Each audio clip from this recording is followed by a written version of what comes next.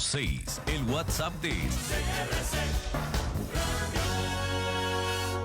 CRC 89.1 Radio y Cadena Radial Costarricense no se hacen responsables por las opiniones emitidas en este programa.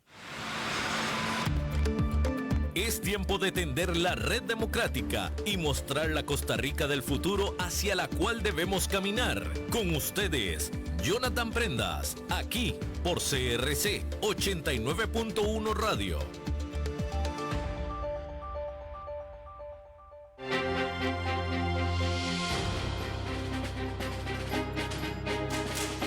Muy buenos días, saludos, espero se encuentren muy bien. Bienvenidos a Red Democrática, el programa que desde el 6 de febrero del año 2023 viene generando opinión, viene generando reflexión, viene generando ideas y alternativas para fortalecer la versión de la Costa Rica en la cual vivimos, que nos fue heredada, para poder heredarla de la mejor manera posible a nuestros hijos y a nuestros nietos, sabiendo de que nosotros simplemente estamos de paso y nuestra responsabilidad es hacer de esta la mejor patria, el mejor país para poder vivir, y no solo que lo digan afuera, que somos los más felices, o somos lo más esto, lo más lo otro, sino que nosotros acá podamos hacer siempre nuestro mejor esfuerzo para que eso sea una realidad para todos los que deciden vivir acá y para todos los que hemos nacido en este territorio. El día de hoy pues hacemos la segunda emisión de la serie de programas Gabinete Sombra. Ayer empezamos con el relato, con la explicación, con el análisis, con la reflexión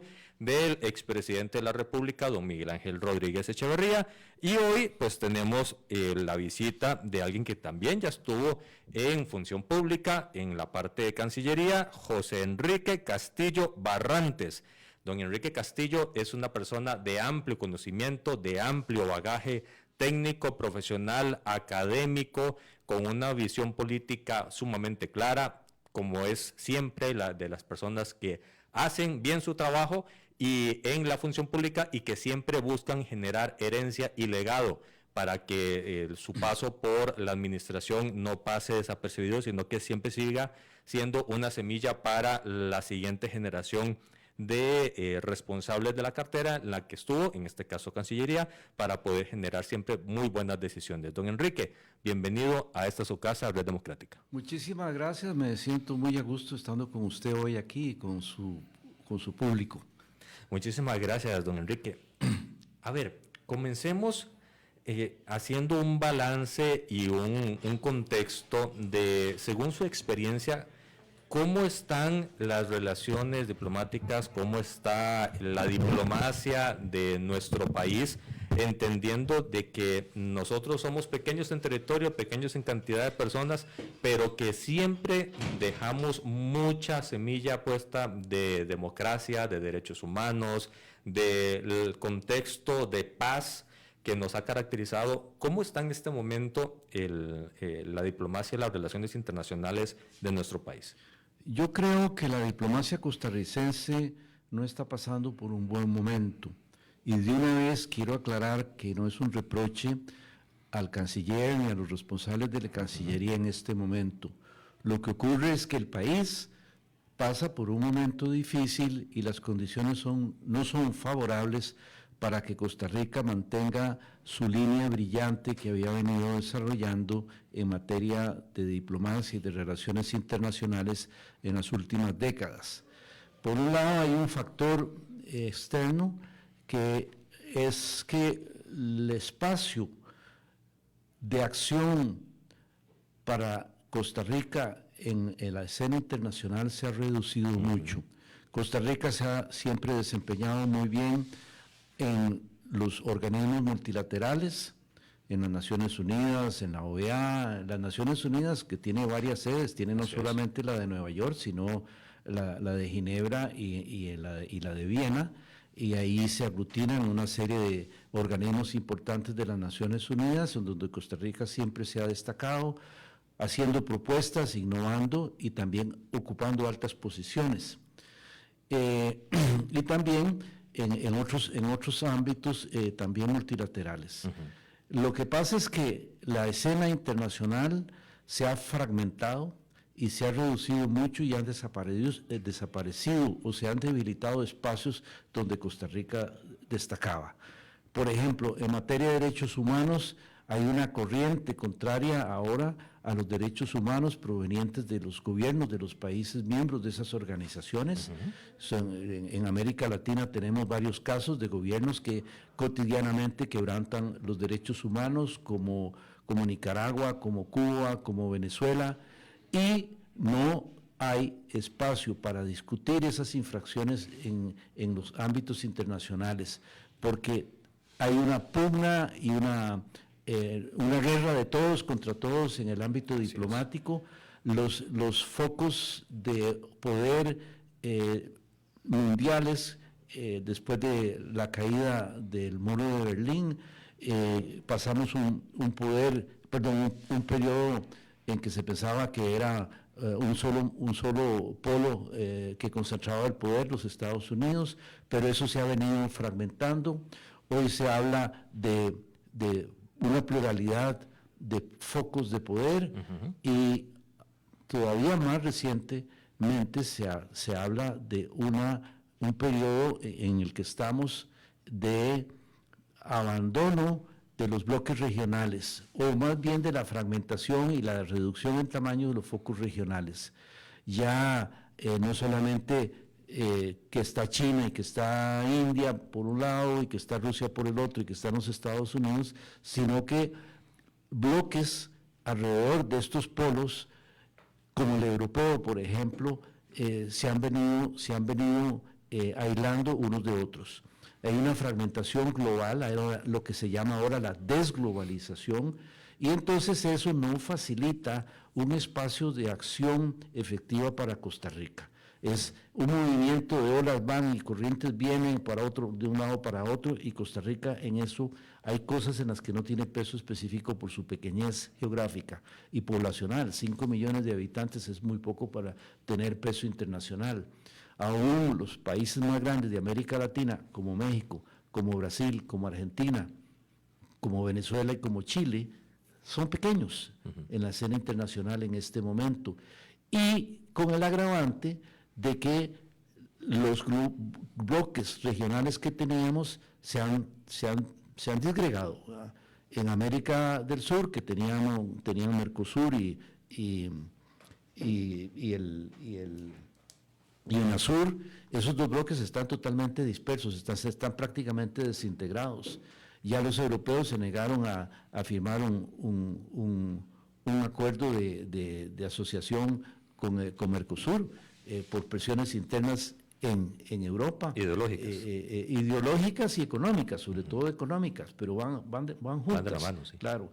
En América Central tenemos el SICA totalmente paralizado, ya eso dejó de ser un escenario apropiado para que Costa Rica despliegue su política internacional.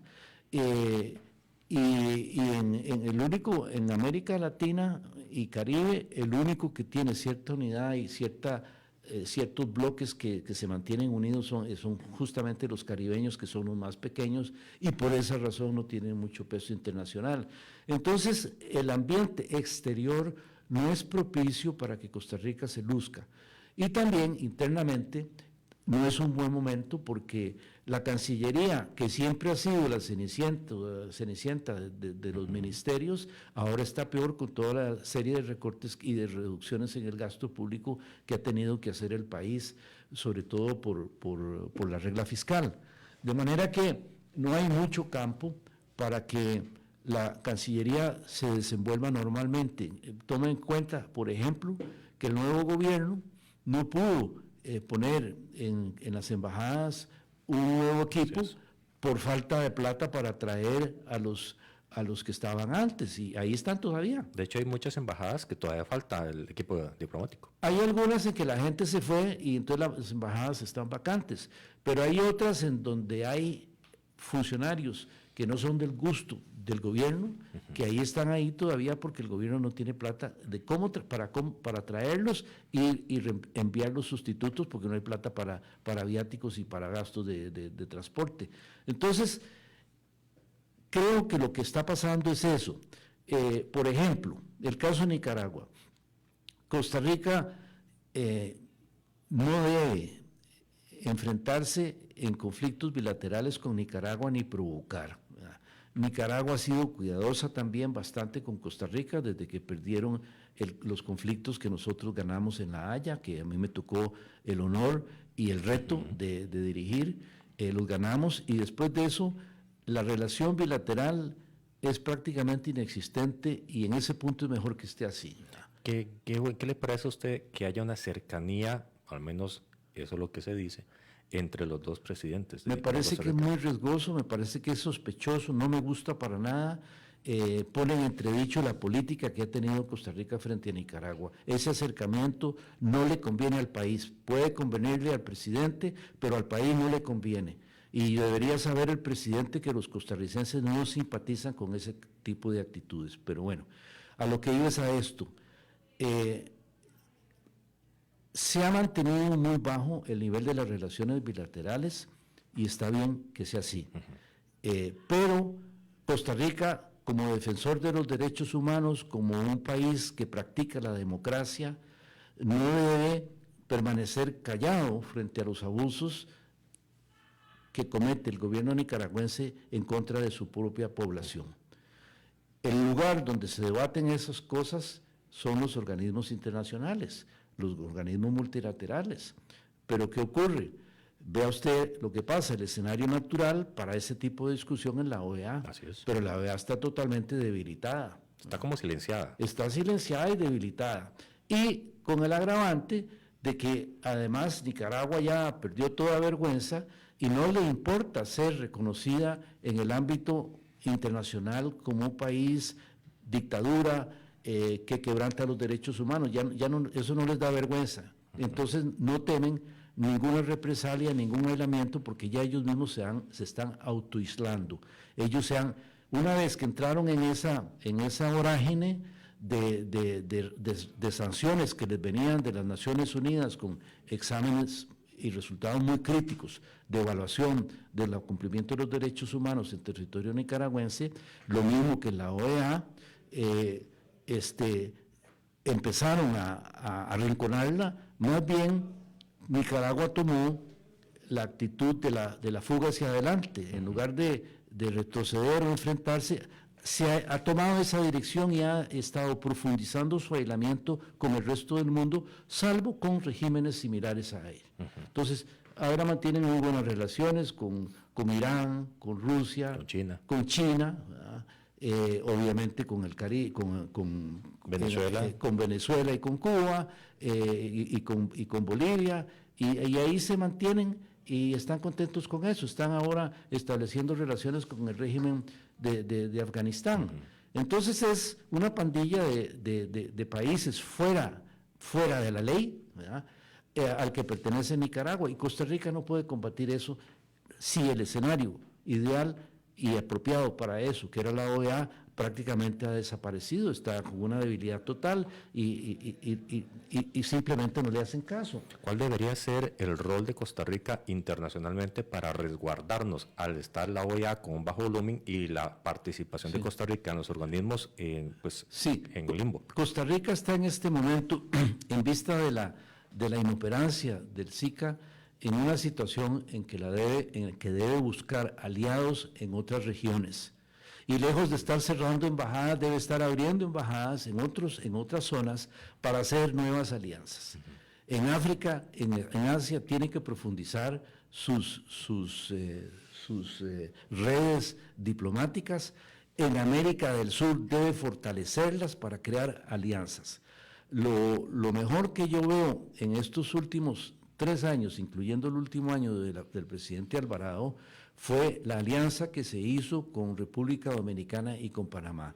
Esos son buenos aliados para Costa Rica, que tienen la misma orientación democrática, que tienen los mismos problemas, tienen gente pobre en su población, tienen desigualdad, y entonces comparten hasta sus problemas, y eso es una alianza muy sana y muy buena. Costa Rica debería empezar a mostrarse en otros escenarios y buscar otras alianzas, y tener presente que sin embargo, tener presente que la pertenencia a bloques cerrados hay que considerarla con mucho cuidado, porque todo el mundo está jugando al mismo tiempo en varios bloques. Si usted ve los bloques que tiene China, los bloques que tiene Rusia, los bloques que tienen los Estados Unidos, han creado nuevos bloques con otros nuevos aliados, con otros nuevos socios. En algunas áreas, muchas veces no son bloques muy grandes, son bloques de 4 o 5 países.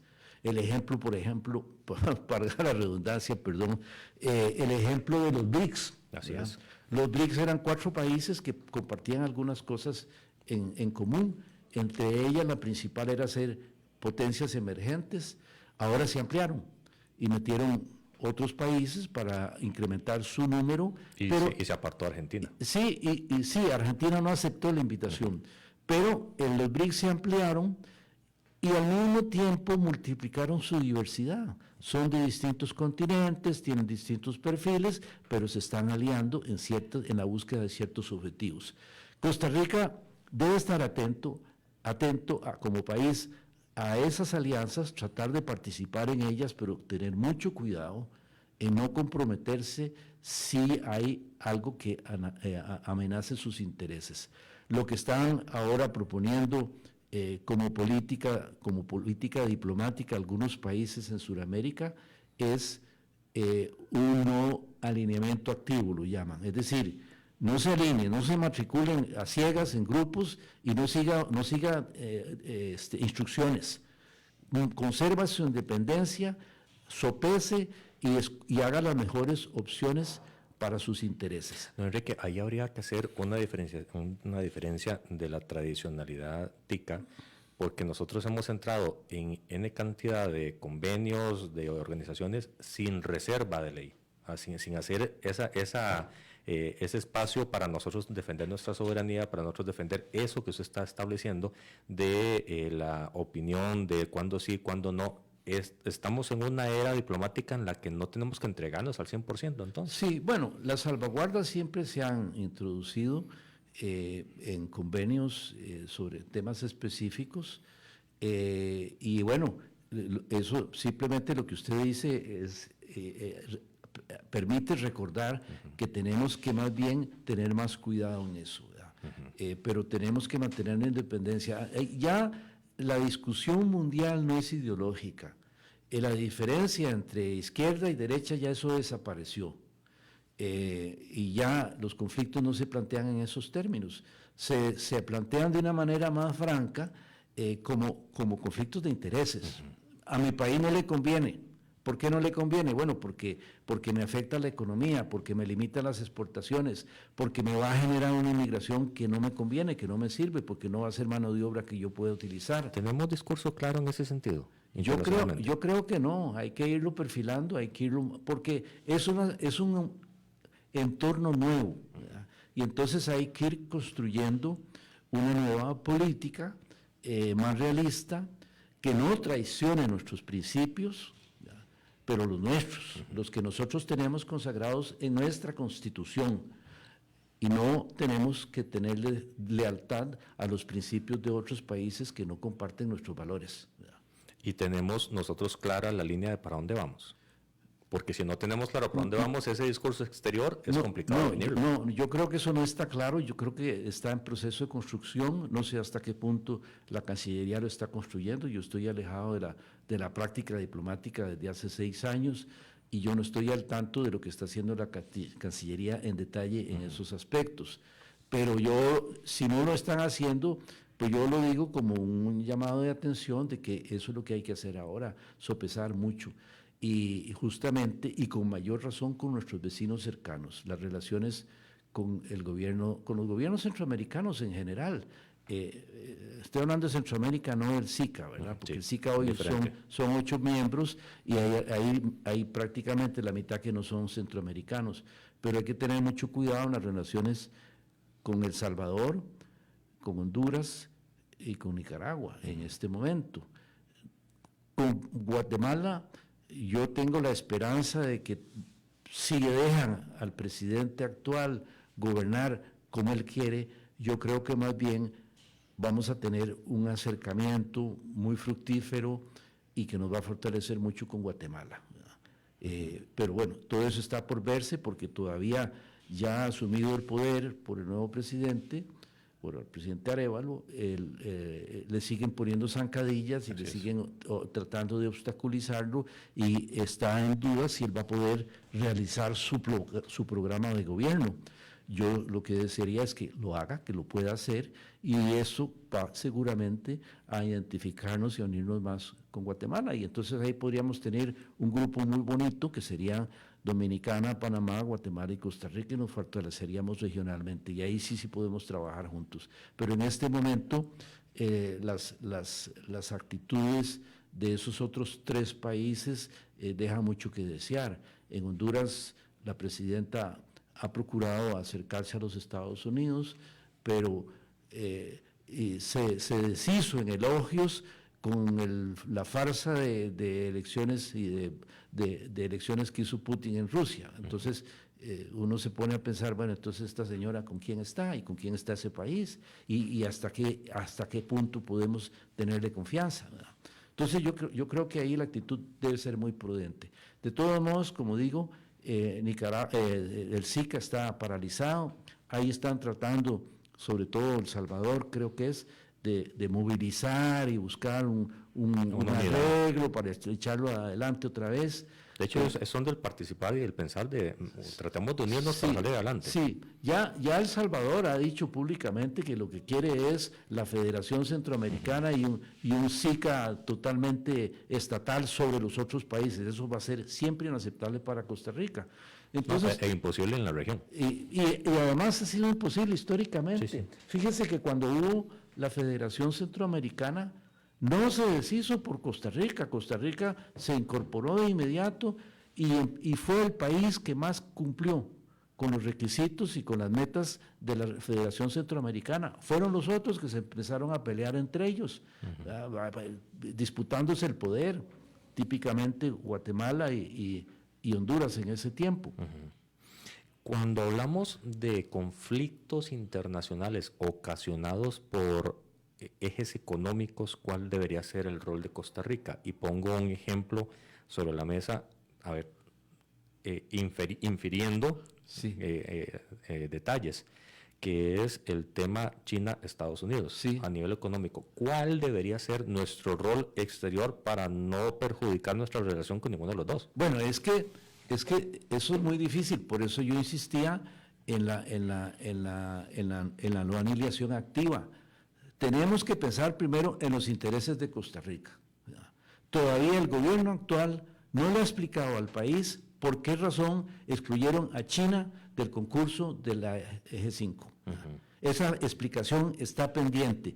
Si el presidente o alguien, o el Ministerio de Relaciones Exteriores o COMEX, cualquiera, oficialmente da una explicación, yo creo que los costarricenses estaríamos tal vez tranquilos o quizá más inquietos, depende de las razones, ¿verdad?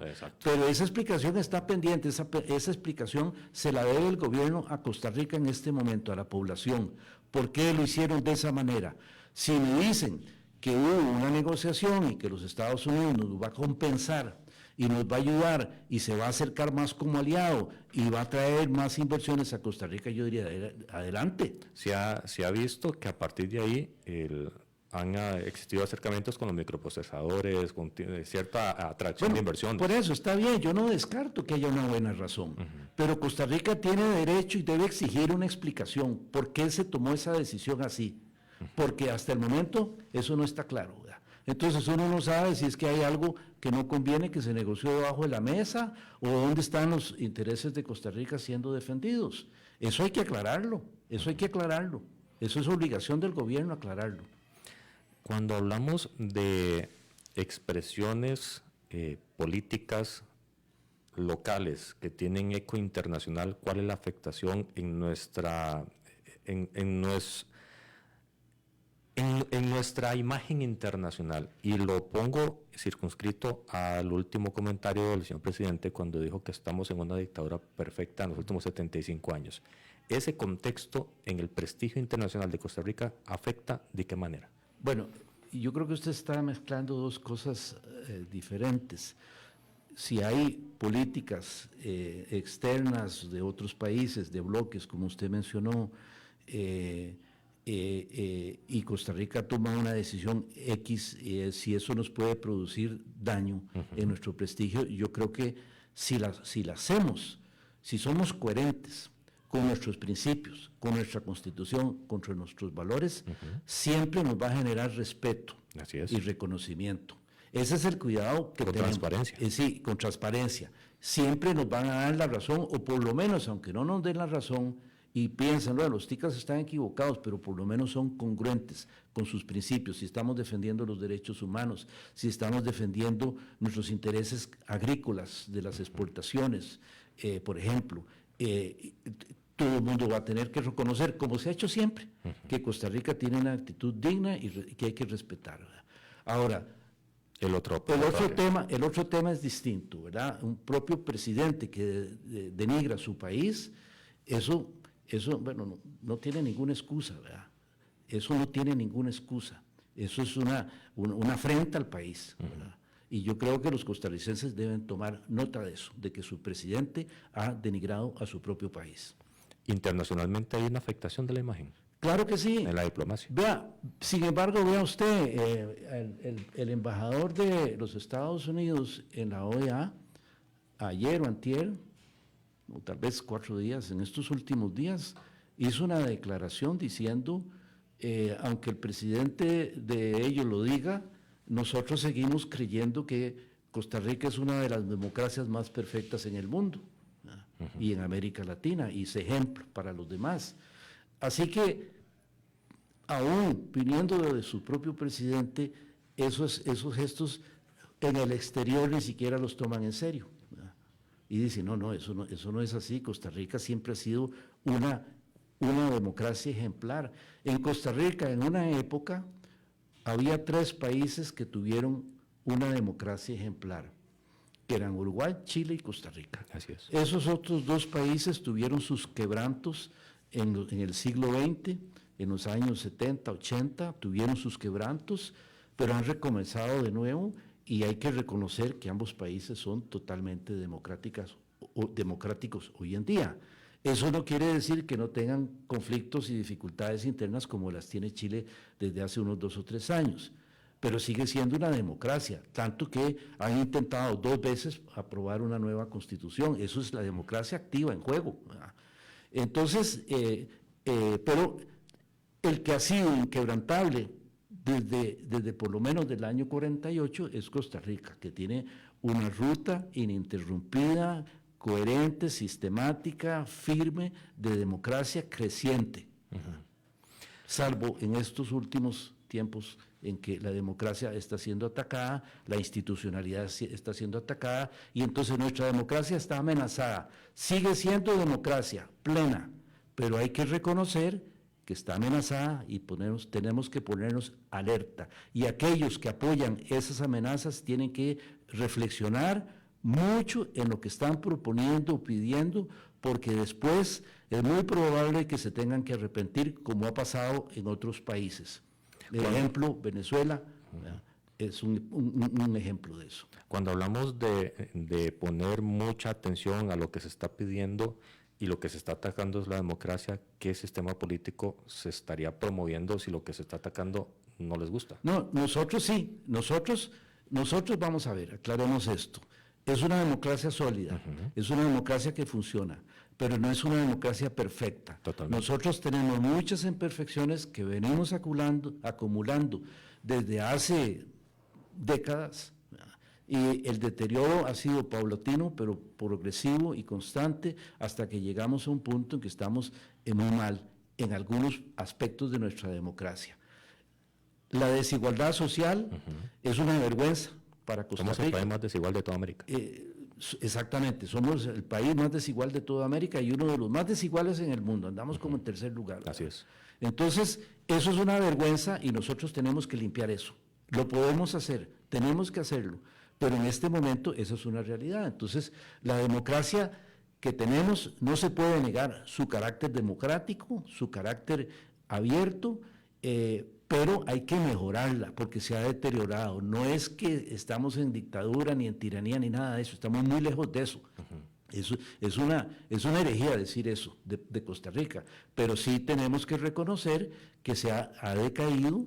Hay un factor reciente que es el del COVID, que no se puede negar que causó un gran daño, pero ya había un deterioro que venía en progreso. Eso tenemos que enderezarlo. ¿Cómo? Con políticas sociales, pero principalmente en prioridad de tiempo, hay que ponerle atención a la economía, porque el origen de esa desigualdad es económica. Así es. Y entonces tenemos que ordenar nuestra economía y entonces ponernos a producir más.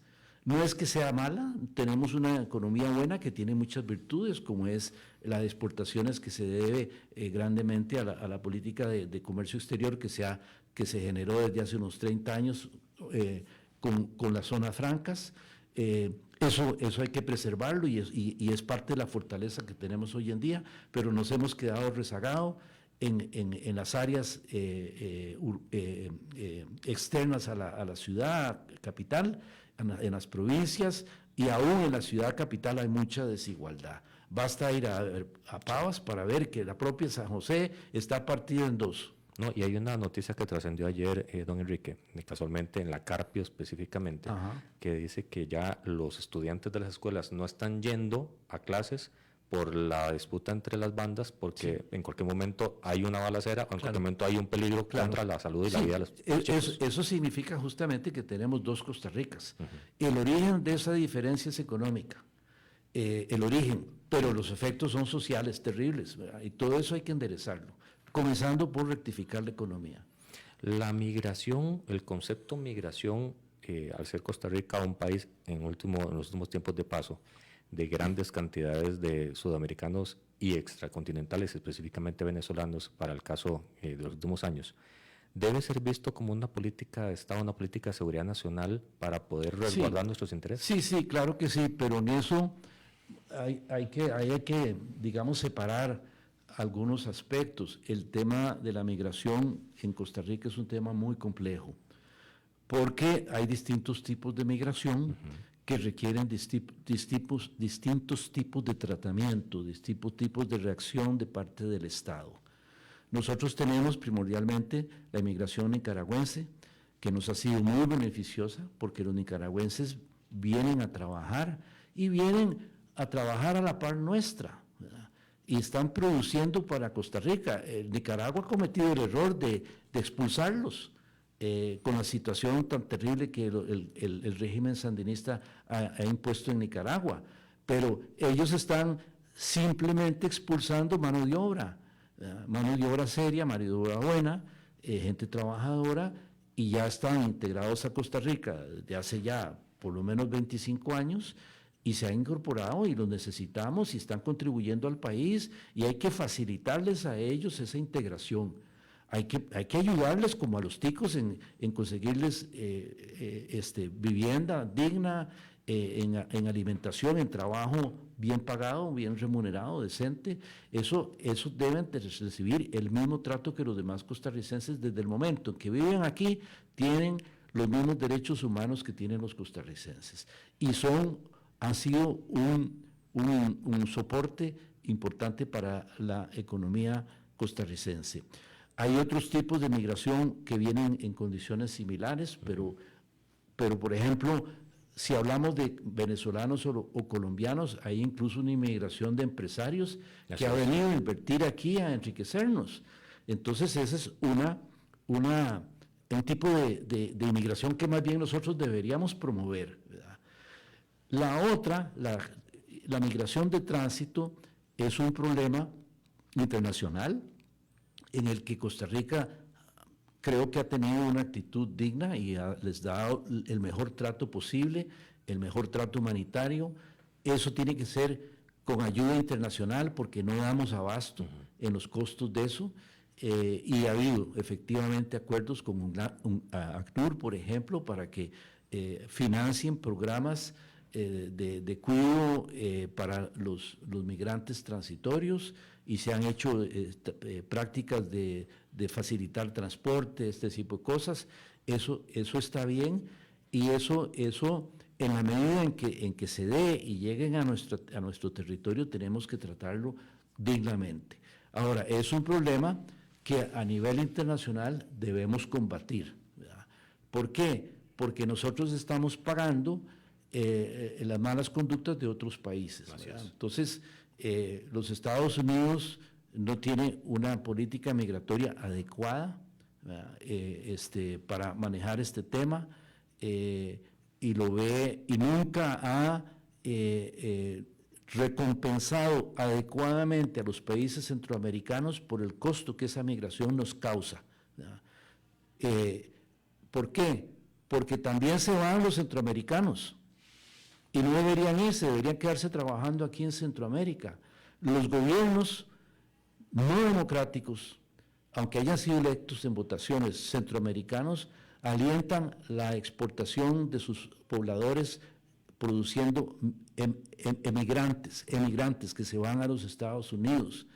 ¿Por qué? Porque están muy contentos de que de vuelta saben que van a recibir las remesas y van a gastar esa plata en otras cosas, ¿verdad? Mucha de esa plata no llega a su verdadero destino. Entonces, eso es otro componente. Entonces, es muy complejo el tema de la migración, pero lo que es, vuelvo al punto de inicio de esta última parte.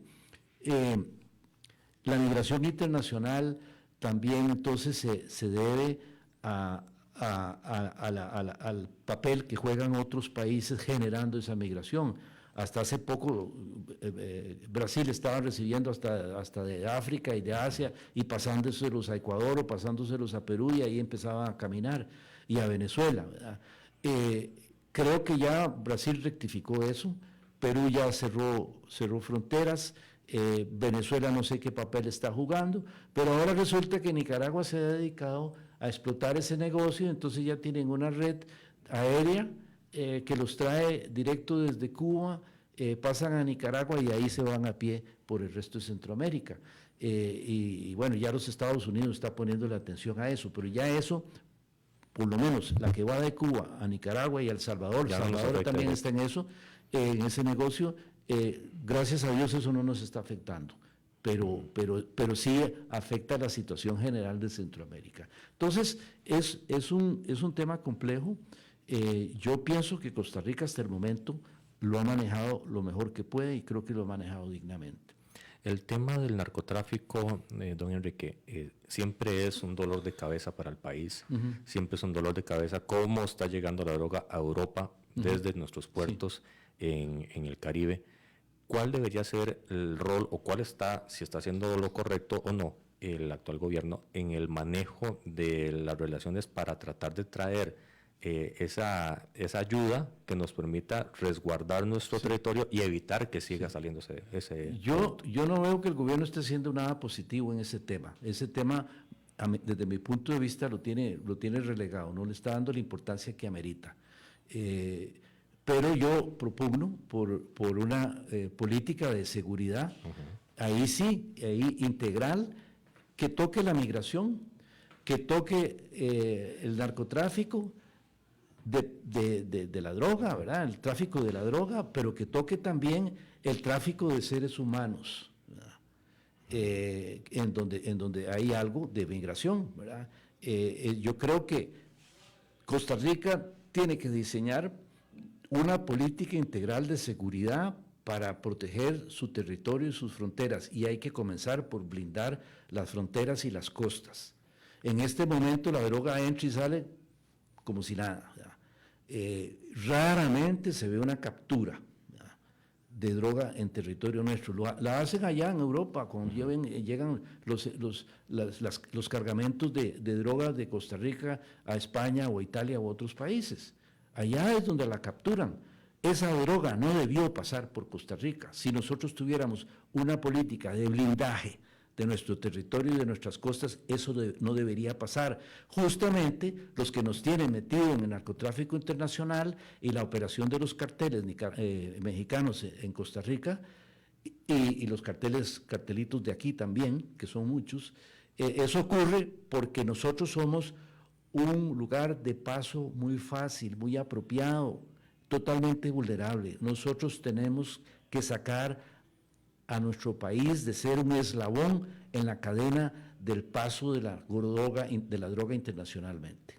¿Tendríamos que tener más convenios de navegación, por ejemplo, Sí, que claro. tenemos con Estados Unidos? Claro, con Estados Unidos y con otros países. No crea que los países europeos están ajenos a eso, ellos están también Y le corresponde a la Cancillería hacer estos esfuerzos. Claro, le corresponde a la Cancillería, dirigidos por la presidencia, por el presidente.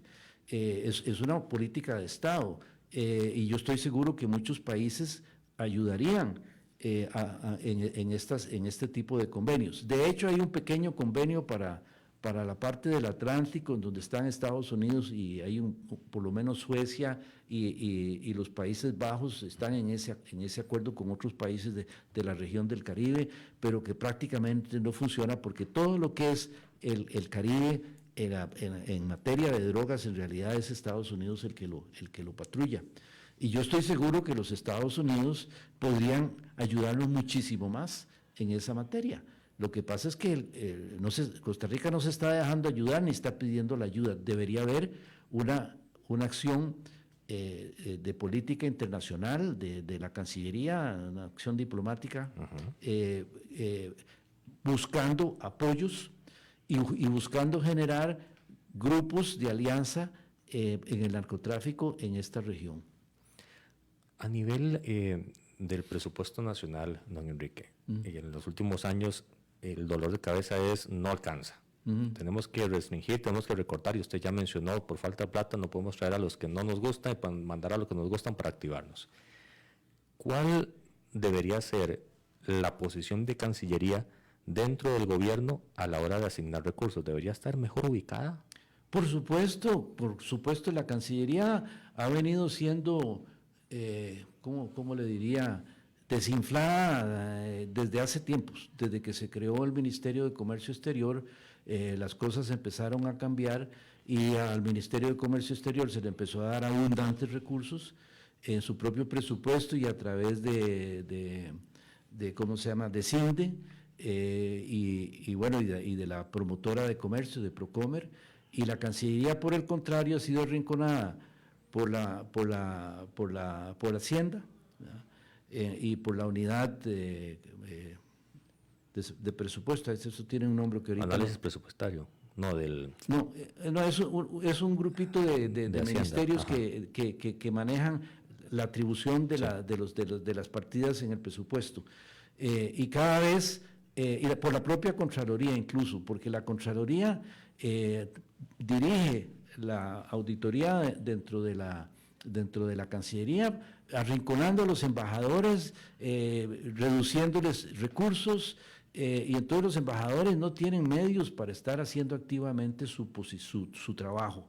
Todo eso hay que cambiarlo, hay que volver a darle a la Cancillería la posición que constitucionalmente tiene de Ministerio de Estado, el segundo ministerio después de la presidencia, el primer ministerio después de la presidencia, y darles importancia para que pueda hacer una política exterior vigorosa. En este momento es un ministerio debilitado. ¿No es entonces prioridad para este gobierno la Cancillería? Me parece que no, por más que el canciller hace esfuerzos en hacer bien las cosas, es una persona que tiene capacidad para ser un buen canciller, pero no me parece que en el marco del Poder Ejecutivo la Cancillería tenga ninguna relevancia. Cuando al principio del programa usted mencionaba que no hay escenarios aptos en este momento para poder generar posición de Costa Rica, me surge la duda, y reflexionando, escuchándolo usted hablar, si Costa Rica no debería ser propositivo generando esas líneas de qué pensamos en función de derechos humanos, de esto y del otro, y de proponerlo en el concierto de las naciones de las diferentes maneras en que existe. Claro que sí, justamente en relación con el narcotráfico, yo lo que vengo diciendo en los últimos días es que Costa Rica tiene que convertirse en un líder regional y mundial, porque con el prestigio y el respeto que tiene Costa Rica, es la llamada, sobre todo en la región nuestra, que es la que nos concierne directamente, convertirse en líder de un movimiento contra el tráfico internacional de drogas. ¿Cómo ve Ahora que estamos hablando de la desigualdad y ya saliéndonos de la parte diplomática, don Enrique, ¿cómo ve la atención de la pobreza, la atención de la desigualdad, la atención de todos estos factores que junto con la educación, la salud y la seguridad puede convertir al país en una zona complicada para gobernar? Sí, desgraciadamente el país en este momento va en la mala dirección, porque el gobierno se ha dedicado a que los números salgan bien para los informes del Fondo Monetario Internacional, y salen bien, pero es una cuestión de números. Incluso últimas publicaciones, por lo menos en el periódico La Nación, informan de que en Hacienda y en la Caja las cuentas no están claras. Hay platas que se desaparecen, que están mal asignadas, que se gastaron en otras cosas. Parece que no hay mucha claridad, mucha transparencia en eso, y la Contraloría General de la República es la que está sonando la alarma.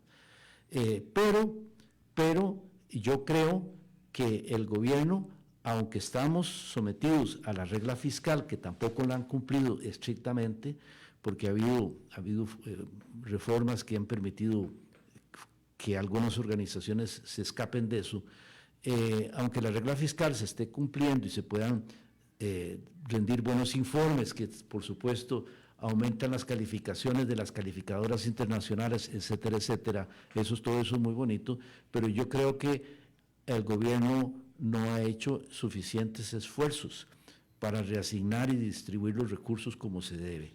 Nada ganamos hacia el futuro empobreciendo la educación pública, empobreciendo la vivienda, empobreciendo la alimentación, porque estamos menoscabando la juventud y la niñez. Un país que menoscaba la juventud y la niñez no puede esperar un futuro próspero, puede esperar un hueco más profundo, y en eso estamos en este momento. A corto, mediano y largo plazo, teniendo largo plazo políticamente en Costa Rica al 2030, ¿cómo ve al gobierno? ¿Cómo ve la posición política, diplomática? ¿Cómo ve a nuestra sociedad si las cosas no cambian? Si las cosas no cambian, lo veo muy mal. Eso va a ser un desastre, un desastre. Los problemas esenciales del país no se están atendiendo. Hay una humareda de temitas para provocar polémicas, para distraer la atención, y nos pasamos los costarricenses discutiendo si va a haber una reforma constitucional o no de temas que son relativamente irrelevantes, si fulano dijo tal cosa, si a aquel lo echaron porque era corrupto. Nos pasamos perdiendo el tiempo en ese tipo de discusiones, y los temas fundamentales del país, como la vivienda, como la salud, como la infraestructura, no están siendo atendidos debidamente. ¿Qué tiene que hacer un presidente para poder volver a este rumbo que usted dice? Un presidente solo no puede, ni siquiera un periodo completo de gobierno bastaría, pero sí un gobierno puede en 4 años mejorar algunos de esos temas que son claves, principalmente esos que mencioné. Puede ser que se me queden por fuera uno o dos más. Yo tengo un grupo de estudio en donde tenemos identificados 14 problemas. Imposible que en 4 años ni en 10 años se vayan a resolver todos. Pero hay unos que son más urgentes que otros y que hay que empezar ya. Y cualquier gobierno futuro, si quiere rescatar a Costa Rica y sacarla del tobogán donde va, tiene que hacer esas cosas. Tiene que tomar en serio los problemas, ajustar los números y empezar a invertir en lo social y en las cosas que se necesitan. Todo tiene que ver con la economía en la base, lo vuelvo a reiterar. La infraestructura es fundamental para la economía. Un buen tren en el área metropolitana, o buenas carreteras, que no tenemos. A Guanacaste todavía, por ejemplo, son importantes para mover la producción. La carretera 32 es fundamental para mover la producción. Todas nuestras exportaciones y nuestras importaciones, casi todas, entran por ahí. Ese tipo de cosas hay que empezar a atacar. Estoy mencionando nada más la infraestructura como un ejemplo. Pero una población enferma que no recibe atención adecuada, inmediata, oportuna, y que tiene que esperarse 3, 4 años de fila para una operación, no puede darle un buen rendimiento al país. Entonces, todo ese tipo de cosas, un buen gobierno, el próximo gobierno, si las asume, va a ser un buen gobierno. Pero si seguimos como estamos y las cosas no cambian, la situación va a ser terrible, terrible al final de ese otro periodo, con el agravante que no estamos mencionando del ambiente. El cambio climático nos va a causar en los 6 años que quedan al 2030 muchísimo daño. Ya lo estamos viendo, daños que no esperábamos ver todavía, ¿verdad? Las inundaciones, los derrumbes que estamos viendo en este momento no van a parar y van a seguir creciendo, ¿verdad? Y entonces la necesidad de inversión en infraestructura es fundamental también. Don Enrique, muchísimas gracias por el espacio. Con mucho gusto, ha sido un gran gusto. Igualmente, conocer su lectura en esta serie de episodios de Gabinete Sombra. Ayer un expresidente de la República, hoy un ex canciller. Mañana seguimos con Hacienda para que sigamos reflexionando y comparando y analizando qué está haciendo este gobierno en función de lo que debería de hacer, si está bien o no. Y el jueves, Agricultura. Son los 4 episodios de esta semana. La próxima vendremos con más. Así que no se aparten de Red Democrática de 10 a 11 de la mañana en el canal de YouTube de Red Democrática, todos los episodios 330 para que usted los pueda repetir y los pueda disfrutar. Hasta mañana, si Dios así lo permite.